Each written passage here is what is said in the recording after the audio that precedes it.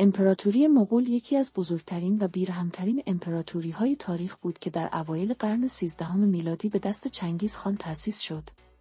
این امپراتوری با فتوحات گسترده از آسیای شرقی تا اروپا و خاورمیانه گسترش یافت.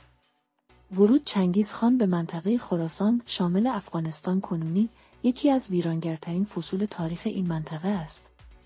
پیدایش امپراتوری مغول. چنگیزخان تموچین در سال 1206 میلادی قبایل مغول را متحد کرد و امپراتوری مغول را بنیان نهاد. او ارتشی منظم و بیرحم ایجاد کرد که با استفاده از تاکتیک‌های نظامی پیشرفته و سرعت بالا مناطق گستردهایی را فتح کرد. حمله به افغانستان. افغانستان بخشی از قلمرو خوارزمشاهیان بود که یکی از اهداف اصلی چنگیزخان در سال 1219 میلادی قرار گرفت. دلیل اصلی حمله چنگیز به خوارزمشاهیان و